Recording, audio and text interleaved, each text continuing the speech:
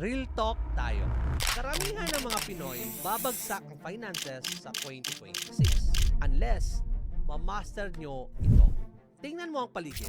Tumataas ang bilihin pero ang sahod, frozen. Kung ang plano mo lang sa 2026 ay magsipag sa trabaho, talo ka na. The game has changed. Ang labanan ngayon ay hindi na kung sino ang mas masipag, kundi kung sino ang may high profit skills.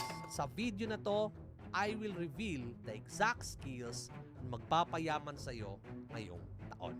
Skills na magdadala sa'yo from petsa de peligro to 7-figure earner per month. Skill number 1, Search Engine Optimization o SEO. Akala ng iba, dead na ang SEO dahil sa AI. Wrong! Mas lalong naging valuable ang SEO. Bakit? Kasi business are desperate to be found. Kahit gaano kaganda ang business nila, kung wala naman sila sa first page ng Google, invisible sila. And that's where you come in.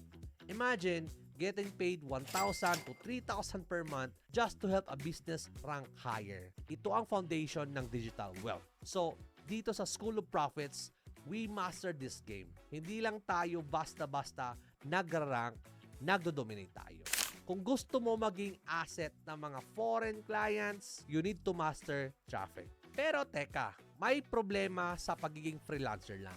Limited ang oras mo. You are trading time for money. Pag tulog ka, wala kang kita.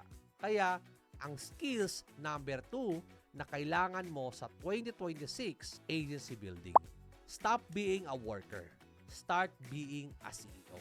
Sa School of Profits, tinuturo namin paano mag-transform from freelancer to agency owner. Hindi ikaw ang gagawa ng lahat.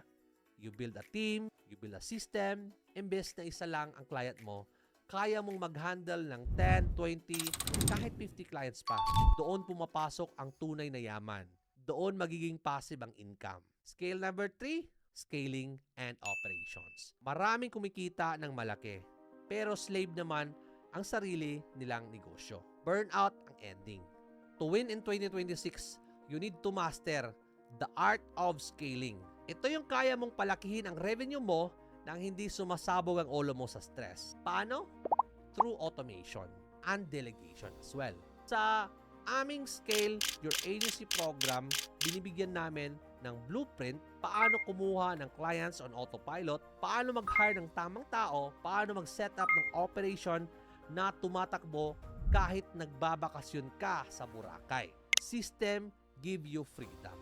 At yun ang goal natin. Ngayon, alam mo na ang skills. SEO, agency, at scaling. Pero, real talk ulit. Walang kwenta ang knowledge kung walang execution. Marami sa inyong manunood lang ng video na to, tapos babalik sa pag-scroll sa TikTok. Babalik sa pagreklamo ng walang pera. So, don't be the same person sa 2026. Any opportunity, hindi hinihintay. Kinukuha yan. Ang mga successful students namin sa School of Profits, hindi sila swerte. Ginusto nila. Nag-take action sila. So, ano na? Antayin mo pa ang 2027 bago ka kumilos? I already gave you the roadmap. Pero, walang kwenta ang mapa kung hindi ka maglalakad. Ngayon, mamimili ka.